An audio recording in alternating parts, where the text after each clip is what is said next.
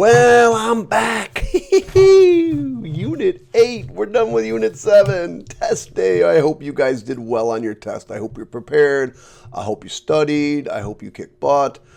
If you didn't, we're going to struggle in this unit. This is Unit 8, Day 1.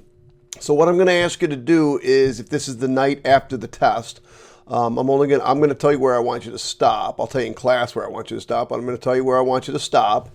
Please stop. Don't go on. You won't have anything to do in class tomorrow. Yeah. If you miss class, then of course do the whole thing. So as a warm up, real quick,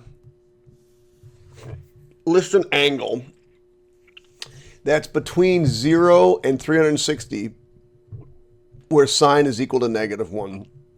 Now, hopefully by now, well, think about it for a second. You probably already know. Many of you already know. I'm going to take a little drink of my little coffee, even though it's 6, almost 7 o'clock at night. Got stuff to do. Help me stay awake. Anyway, by now you should have the answer. So hopefully by now you know that for your unit circle, you know that the zeros and ones are at the quadrantal angles, 90, 180, 270, or 360. And where does sine equal -1? And that's down here at 270. Remember, this point is 0, -1. It's the only time where the y value is -1. So that would be 270 degrees. List two angles between 0 and 360 where sine is equal to negative radical 2/2. Well, the first thing I'm going to have to do is figure out which two quadrants sine is negative in. And by now you should know this. All students take calculus. So it's going to be down here and down here. And then we know that when it's the square root of 2/2, my reference angle is 45 degrees. So that means I'm going to be down here on a 45-degree angle. So that would be 180 plus 45, or 225 degrees would be number one. It would also be another angle in this quadrant right here in the fourth quadrant, and that would be 180, 270, and that would be 45 away from this one. Don't forget, it's always from the x-axis, not from the y-axis. So it's 45 back from 360. So we do 360, subtract off 45, and your other angle is 315 degrees. All right, so we're going moving on. All right, list two angles between where sine, notice everything's in sine, so we are in the sine unit. Everything we're going to do now is dealing with sine. Sine. So when does sine equal 1/2? Well, again, first of all, we're talking about positive, so that's going to be in the first and the second quadrant. 1/2 is at a reference angle of 30 degrees. So one of my answers then is 30 degrees, because that's in the first quadrant. The other one would be another reference angle of 30 degrees here, but remember that's 30 degrees back from 180. So that would be 150. So those are the answers to your little warm-up. Hopefully you got those. All right. So what we're going to do is we're going to learn to graph the sine function. I need to get this away from my head. So hopefully my head's not in the way. So we're going to learn to graph the sine function. Now, what is the sine of 0? The sine of 0 is 0. Now I'm going to skip to these. What is the sine of 90 degrees? The sine of 90 degrees is 1. What is the sine of pi? The sine of pi is 0. What is the sine of 3 pi over 2? Remember, that's 270 degrees.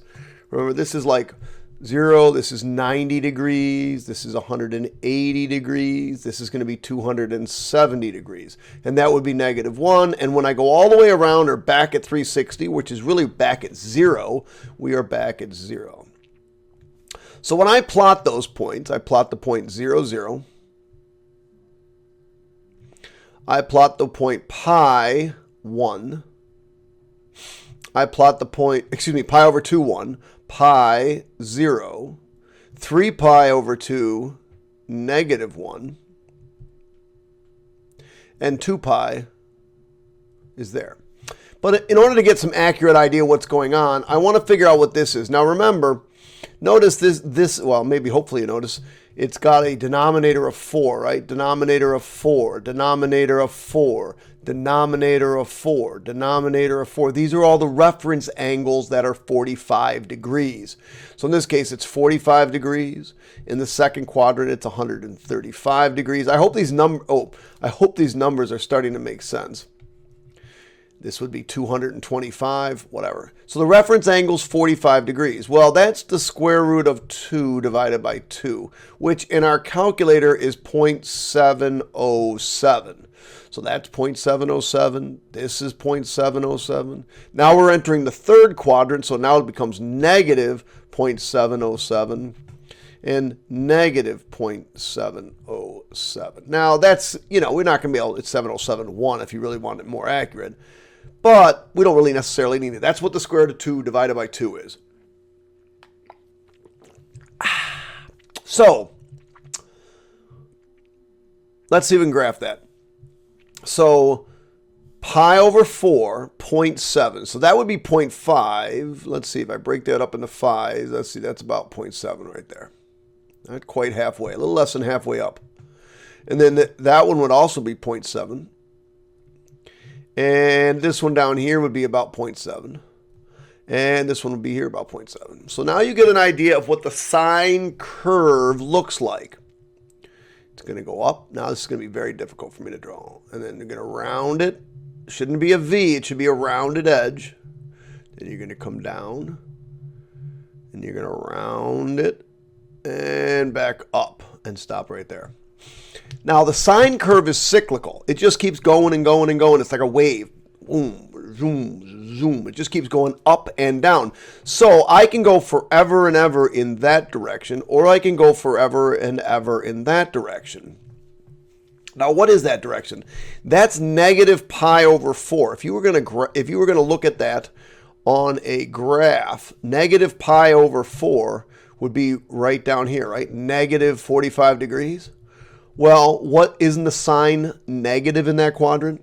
And isn't it the square root of 2 over 2? So it would be negative square root of 2 over 2. And then this one would be negative 1. And we're going this way now, right? And then this one would be another negative square root of 2 over 2. And then this one would be 0. So what's happening is when we go in the opposite direction, this is going to be negative 0.7.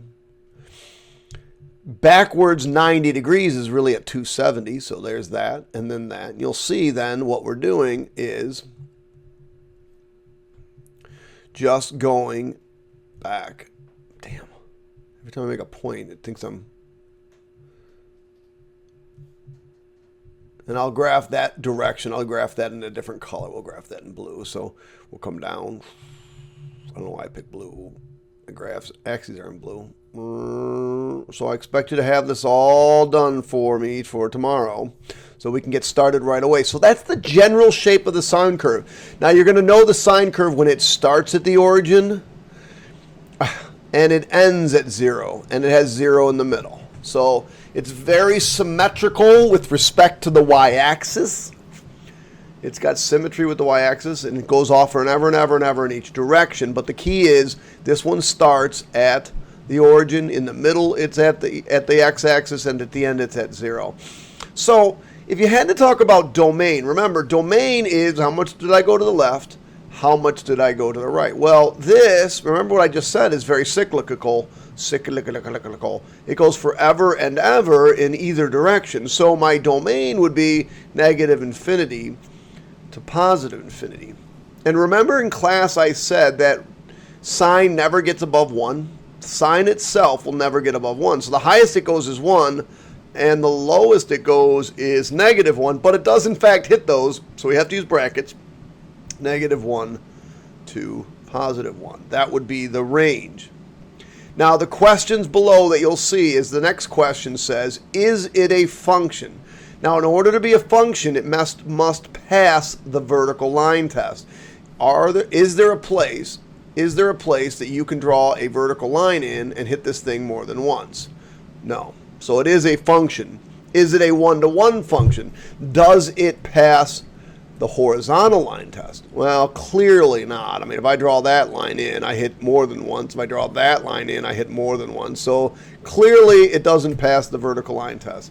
So yes, it is a function. No, it is not a function. Is the inverse a function? Well, here we go. Now you got to do a little bit of remembering. If it's not one-to-one, then the inverse is not a function. So the answer is no. And then the next thing I said is, could we look at a graph? Could we look at this graph over a specific interval? Can we change the interval? Can we restrict the domain? Can we change this graph so that it is a one-to-one function? Well, in order for it to be a one-to-one function, it would have to pass the horizontal line test. So we need to restrict it or keep it in a certain area where it passes the horizontal line test. So let me go back. I'm going to redraw this because I think if I do that and I do that, they're gone. Okay, so what I'm going to redraw this is like this.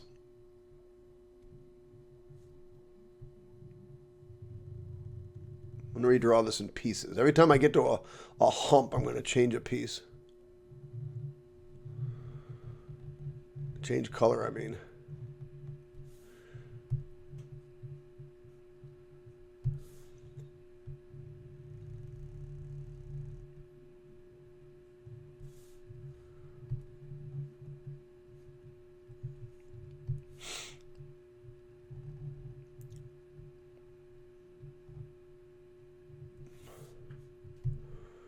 Now, my question is going to be this. Is there one of these colors, either this green or this blue or this red or this light blue or this black, is there an area where I could draw a horizontal line through and only hit the graph once? Well, let's take a look from here to here.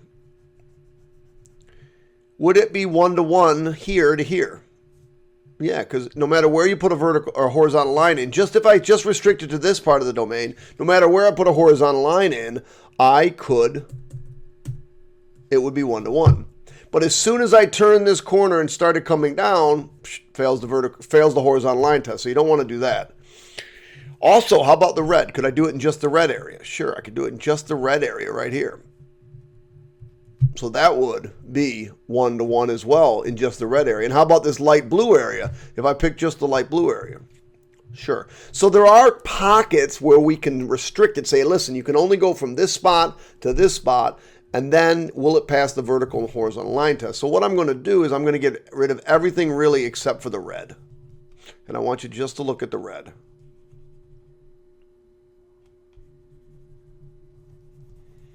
Look just at the red. So if I restrict this sine curve from just negative pi over 2 to pi over 2, or in other words, I go where I'm not repeating my y values, then I'm restricting the domain. Then the inverse is a function. So I only want to use from pi over 2 to negative pi over 2. All right, so I think I forgot to put a table here. There's sine inverse, sine inverse. So let's draw this. Well, the inverse of the origin is just 0, 0. Let's go back. We're just going to change a few points. We're going to write down a few points. I'm going to write down a table of points actually off here. Let's just do it down here. But so this one over here is pi over 4.7. So our points then would be x and y. Pi over, well, let's do 0. 0 would be 0. Pi over 4 would be 0.7, and pi over 2 would be 1. So that's for sine of x. Now remember, when we do the inverse, we switch those. So the inverse x and y, the inverse would be, well, switch those, 0, 0, 0.7 pi over 4. This was a 1 here. And then 1 pi over 2. But let me keep going on this table here. If I went in the negative direction, because remember, we want to go from negative pi over 2 to positive pi over 2. So I'm going to include this point, and I want to include this point. So I'm going to add the point negative pi over 4, negative pi over 4, and negative 0.7, and negative pi over 2, and negative 1. Well, that means that's got to be, now this over here is sine inverse. So these are go for sine, and this is sine inverse. I should have left room for this. Let me keep going on this table then.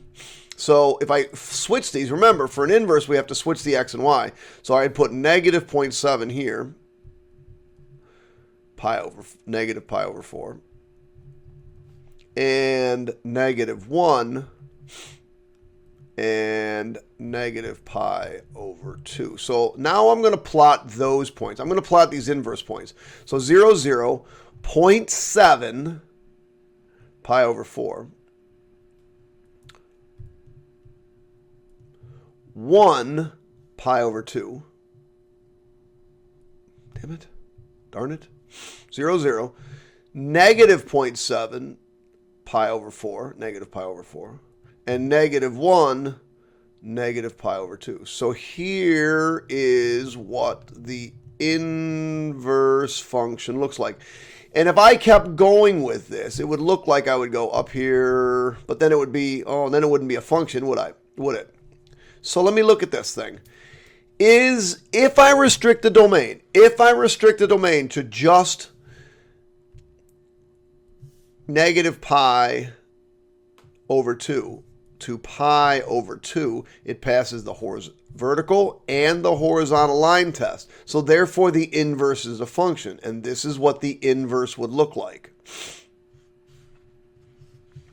And so this is called the inverse function. This is known as y equals sine inverse of x. Now, because we love to mess with you kids, it's also known as arc sine of x. So that'll come up to play a couple test problems.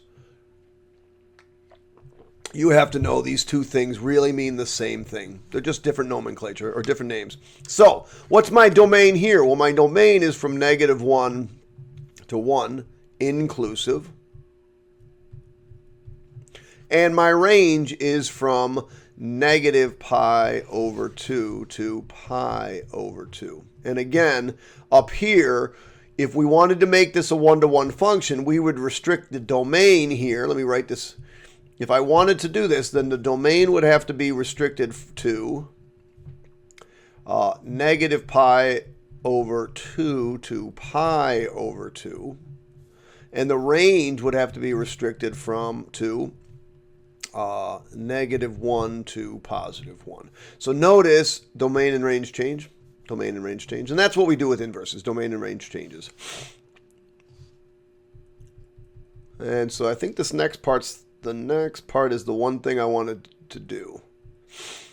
So what we're going to do is graph this. So we're going to graph the sine curve. We're going to graph it in radians, and we're going to graph it in degrees. So notice 90, pi over 2. 180, pi. 270, you should know that's 3 pi over 2, and 2 pi is 360. So, we can get rid of all those. Ooh, shoot.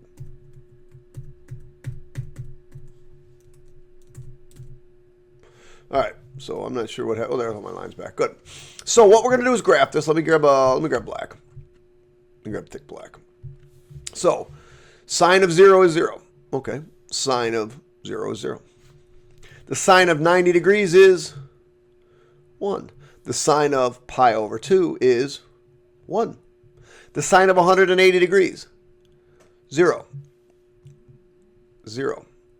The sine of 270, negative 1. I don't know why this is up. It should not be up. Has it been up the whole time? Let's see. Negative pi over 3 pi, negative 1. Sine of 360 is 0.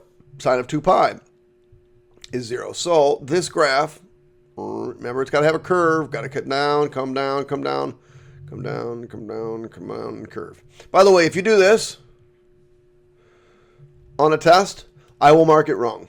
Because clearly you think there's straight lines connecting these points. There are not straight lines connecting these points. If you need to, put a round edge on the top, put a round edge on the bottom there, and then just kind of go down. And then put a round edge here. No, it's coming. And no, it's coming. It's got to, you know, this one's going to kind of look straight, but it's got to be a rounded curve somehow. Okay. So, I mean, this is not great here, but it's okay. So, we know that just based on looking at the graphs, let me shrink this up a little bit. If I asked you these questions, and I'm going to ask you, I want you to hit pause right now because it's the last thing I'm going to ask you. Actually, I'm going to finish this page. So I'm going to finish this page. So pause it, try to finish this page, and then come back for a second. By the way, this graph looks much better than this one over here. But pause it. Okay, you're back. So the sine of 90 is 1. Sine of 180 is 0. The sine of 0 is 0. The sine of 270 is -1. The sine of 3 pi over 2 is -1. The sine of 2 pi is 0. The sine of pi over 2 is 1. And the sine of pi is 0. Hopefully you finish those. Now the next part says two angles between 0 and 360 where sine equals 0. So notice it does not include 360. Notice this is a tricky part. It does not include the 360. So that would be 0 degrees and 180 degrees. So the answer to this one is 0 and 180 degrees. Here, list where sine equals 1. One angle where sine equals 1. Right here, 90 degrees. And where does it equal -1? 270 degrees. Okay, that's what I want you to finish. You should be done. How long did that take? Oh, it took 20 minutes. So 20 minutes, you should be done. All right, let's move on then. For those of you that weren't in class, we're going to move on. For those of you who are going to be in class tomorrow, just wait till tomorrow and we'll talk. So there are some things I'm going to cover that I'm not necessarily going to test, but I am going to cover what they are. So this is the general equation of a sine curve. You need to know, oh, by the way, let me go back. The first thing we're going to talk about in class is, maybe I don't talk about it here. Do I talk about it here? Yeah. Is when I'm graphing the sine curve, I want 5 key points. The 5 key points are 1, 2, 3 zeros, and the max and the min. So I want 5 key points. And whether or not you're doing the cosine or the sine curve, we're going to get 5 key points. Max, min, and the zeros. Max, min, and the zeros. Always going to be 5 key points to finish a curve. Cosine will look, relatively the same base, but it's going to change slightly. So let's say we take a look at what they got here. A is the coefficient in front of the word sine. This is the amplitude.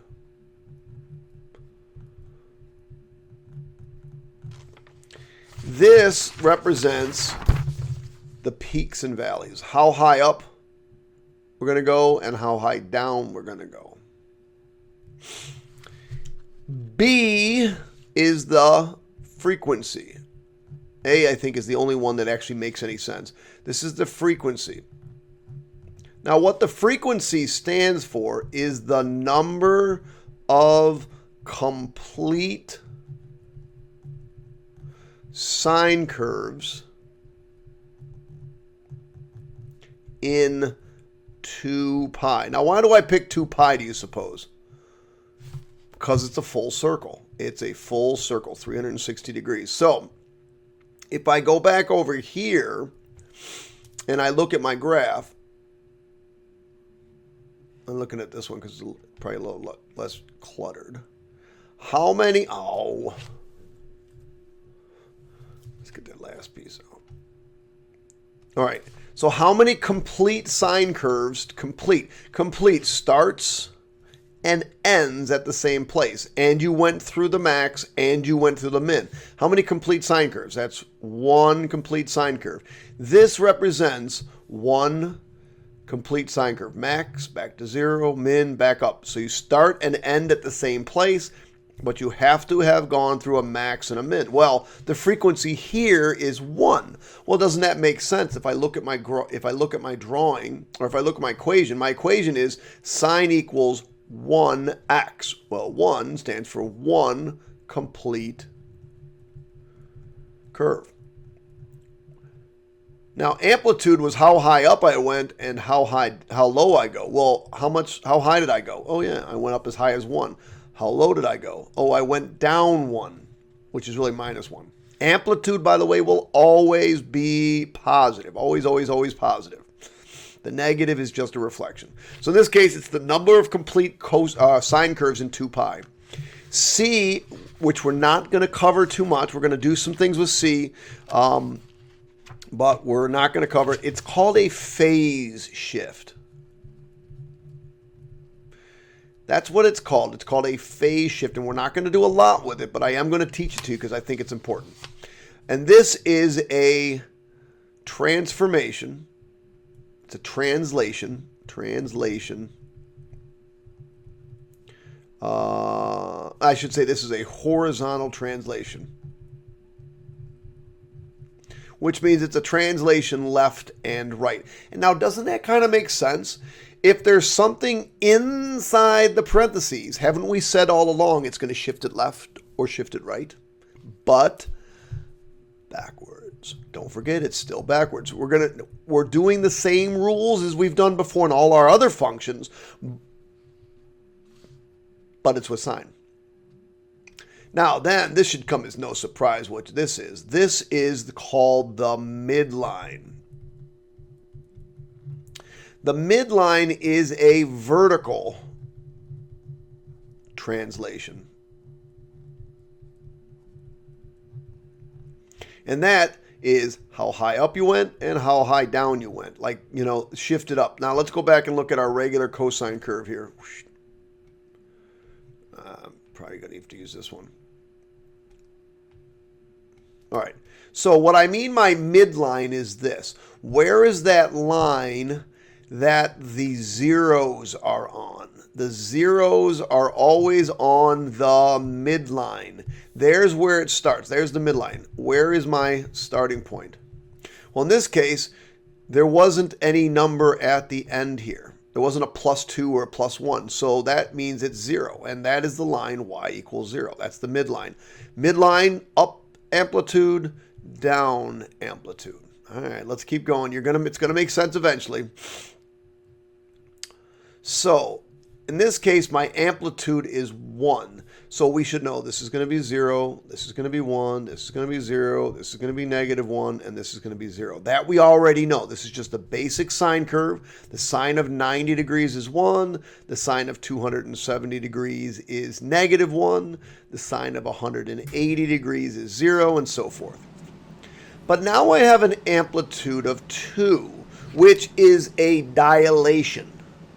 It says amplitude, but it's the dilation. It's going to make it larger. So instead of going up 1, I'm going to take all of these values here and multiply by 2.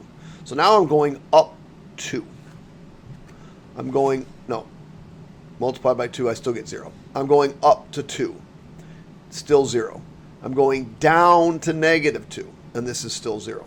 Here my amplitude is 3. So 3 times 0 is still 0. But I'm going to multiply this one by 3, and I get 3. This one by 3, I get 0. This one by 3, and I get -1. And this one by 3, and I get 0. So it's going to make it normal, amplitude steeper, amplitude steeper. So the bigger this number is, the bigger the humps are going to be in the graph. And we're going to take a look at that right now. So in red, I'm going to graph the original function. The original function 0 at pi over 2. We're at 1, 0, 5 points. Remember, 5 points. There's my 5 points, and I'm going to graph it.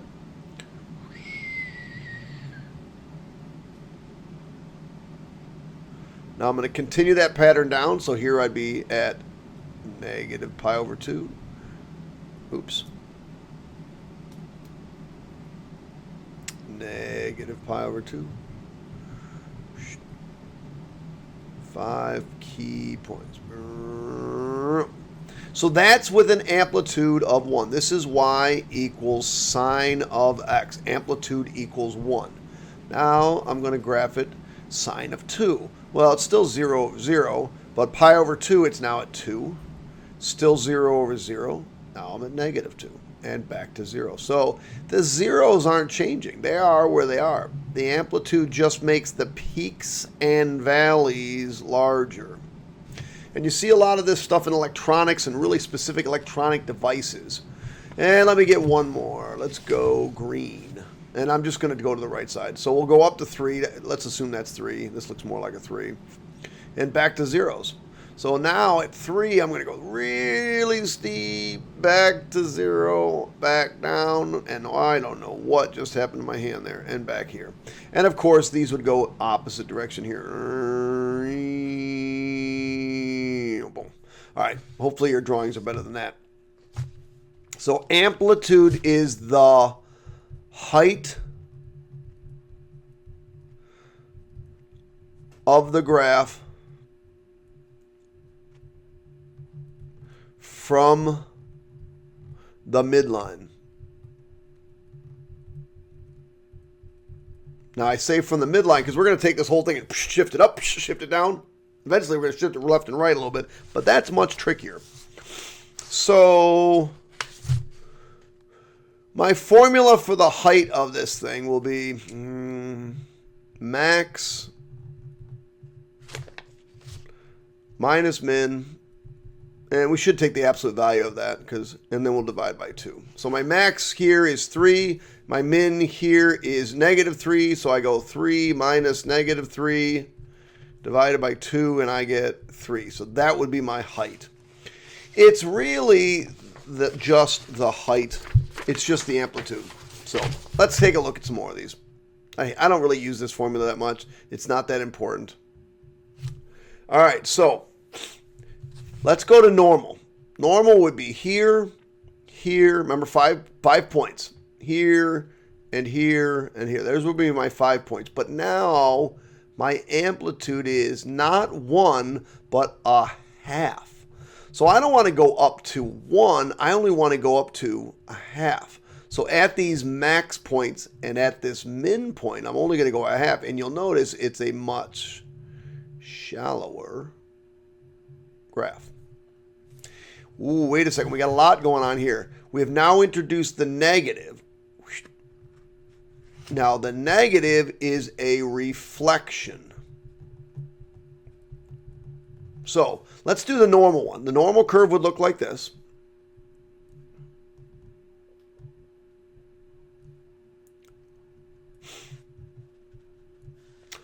But let's say that 3 wasn't there. This point, but the negative was here. This point wouldn't be there. That point would be here. Reflected in the x-axis. This point reflected still the same. This point. So I got to get rid of these points because the reflection, instead of going up to start, the reflection, we go down to start. So this would be y equals negative sine of x. But that's not what I have here. I do have also I have a dilation of negative 3. So instead of going up 3, I'm going to go down 3. And this would still be 0, 0. And then instead of going down 1, I'm going to go up 3. So this is what this looks like. This is the right answer to this question. Boom. And let's get rid of this graph because this one doesn't.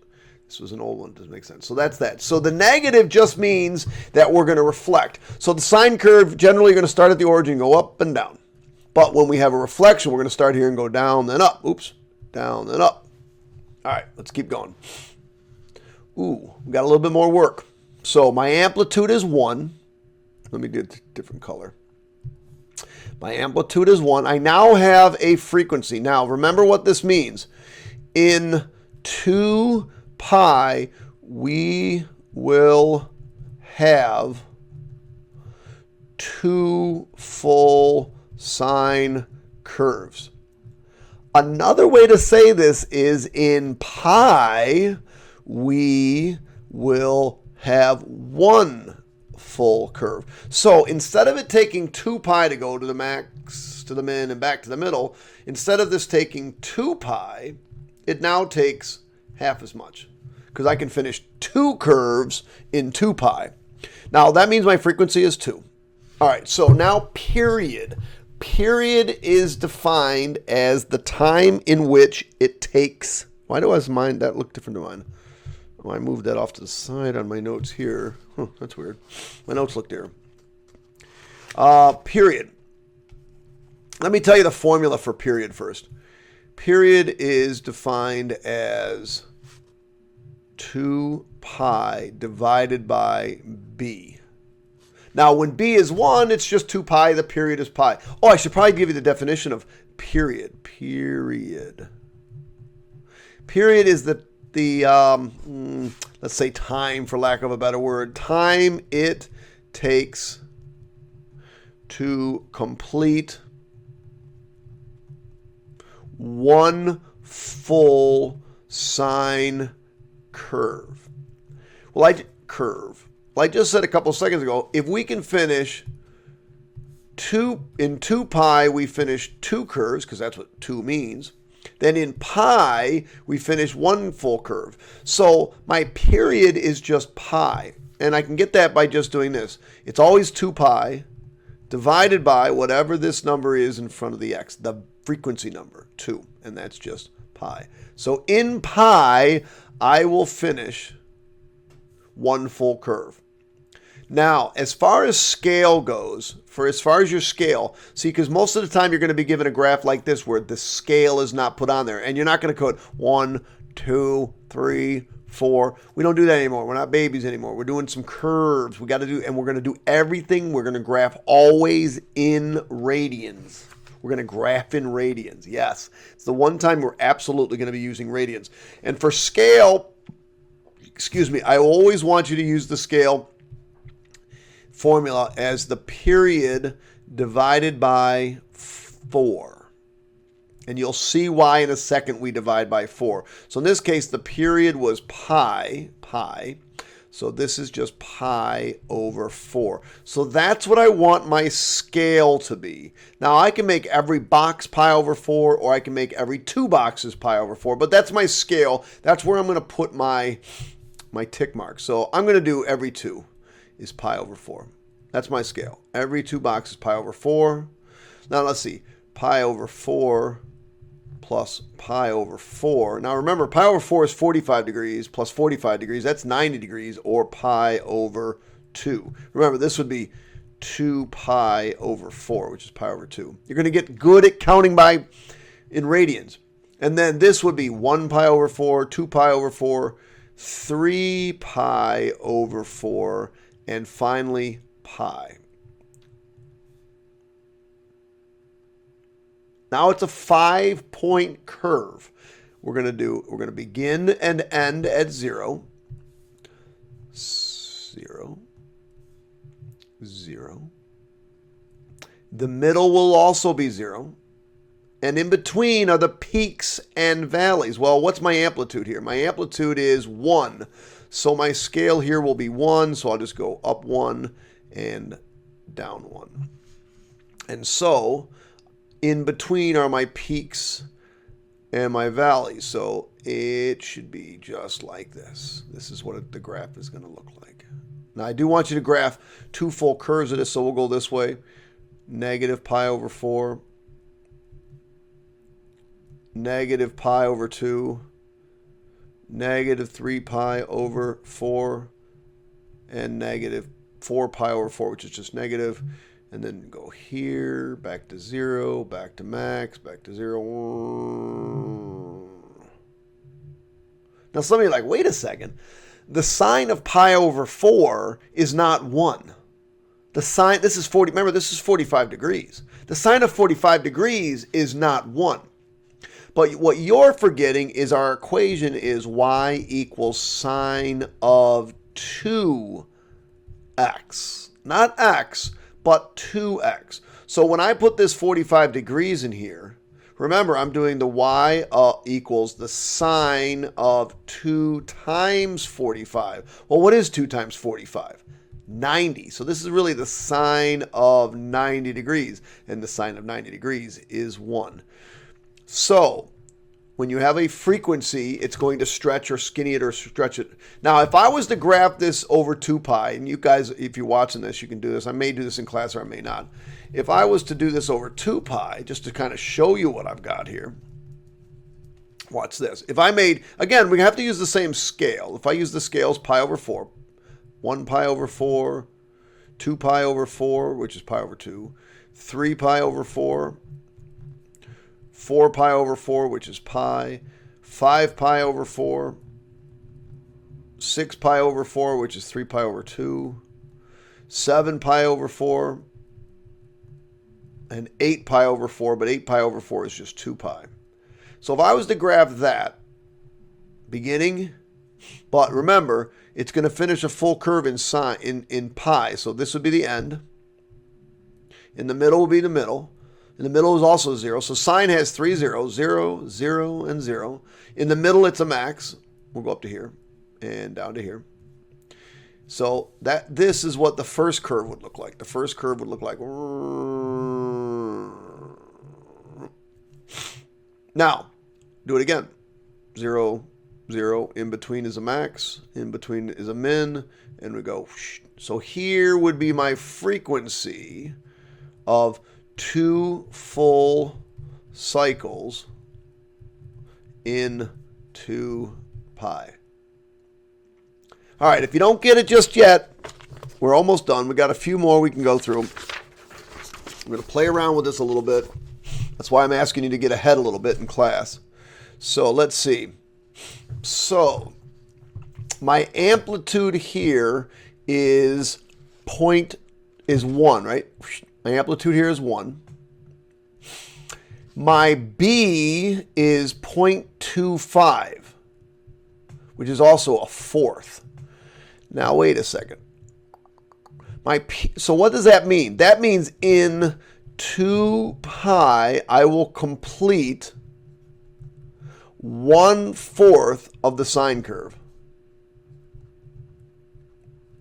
Now, if I want the whole sine curve, there's 4 parts. I'm only going to do one of the 4 parts in 2 pi. Well, how long then is it going to take me to complete the whole sine curve? Because I want to look at the whole sine curve. Well, that's going to take 4 times as much. That means in 8 pi to complete 1 sine curve. So I need to get to 8 pi somehow. Now let's take a look at the period. Period, you'll remember, is defined as 2 pi divided by b. B is 0.25. So if I divide 2 divided by 0.25, if you did that on your calculator, you'd find that would be 8 pi. Now don't forget, scale is defined as period divided by 4. So 8 pi divided by 4 is 2 pi. All right, so tick mark 1, 2, 3, 4. 2 pi, 4 pi, 6 pi, 8 pi. The sine curve starts at 0, ends at 0, is 0 in the middle, and its max is up 1 and down 1. So we're going to go up 1 and down 1. So in order to speed this up, we're going to go. Now let's see if this makes sense. Notice here, right here, there's the normal 2 pi that we're normally used to seeing. How much of this curve did I finish? Well, there's 1/4, 2/4, 3/4, 4/4. So I finished 1/4 of the curve in 2 pi. And this could go forever and ever in the other direction as well. All right, let's move on. Keep trying. So, hey, we got a reflection in this one, so we're going to have to be careful. Now, some kids will continue to tell me, hey, the amplitude is negative. No, it's not. The amplitude is still 1. The negative just means instead of going up, we got to remember to go down first. All right. Now, I got to think about what number is my B. In this case, there's a 1 right here. So my b is 1/2. My period is 2 pi over 1/2, which if you do in your calculator is 4 pi. So that means, well, first of all, this frequency means in 2 pi we will complete why do I keep misspelling complete? 1/2 of a sine curve.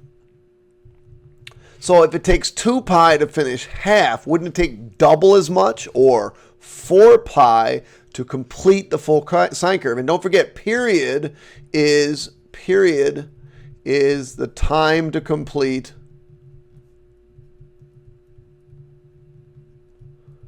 one full sine curve. All right, and scale is defined as period 4 pi over 4. So in this case, it's pretty easy. My period is just pi. So we're going to put tick marks, but let me grab a different color because this is blue. Here is pi. This is 2 pi. And the reason I go every other one is just stretches it out a little bit. 3 pi, otherwise it's all on top of each other. And 4 pi. Up 1. Down 1. Now, the cool part of this is, hold on, let's get a color. Sine curve begins and ends at 0. The sine curve has 0 in the middle. Normally, the sine curve would go up here and down here. But because we have a reflection, instead of going up first, I'm going to come down first, and then this will be up. So this would be what this curve looks like. All right, I think I've got one more example, and then we're done. All right, so we got a lot going on here. We got a reflection, we got a dilation, and we have a frequency. So amplitude is just positive 2. My b is 2. That says 2 full sine curves in 2 pi. That means 1 full sine curve in 1 pi. That means my period should be 1 pi. And we're going to get that 2 pi divided by b, which is 2, equals pi. My scale is period over 4, because we always want it to be 4 points. Because we'll start at the origin, then I need 4 points. So let's see. Start at the origin, and I need 4 points. 1, 2, 3, 4. And that gives us our 5 numbers that we'll need to graph. Let's get some scale. Let's see. 1, 2, -1, -2. Starts at 0, ends at 0. It's 0 in the middle. Normally, this would go up to 2 and down to 2. But because of the reflection, because of the negative here, we go down first and then up. And there is the sine curve. The sine curve, unless you have a phase shift, will always start at the origin. All right, I hope you're getting an idea of what this looks like. I hope you get an idea how to graph the sine curve. There it is in all of its glory. I hope you appreciated it. All right, kids, peace out. Hit the subscribe button, hit the like button, hit the donate button, hit whatever you want to. Just don't hit me. All right, guys. Bye. Let's see how long this took. Holy crap, I hope it didn't take too long. 48 minutes.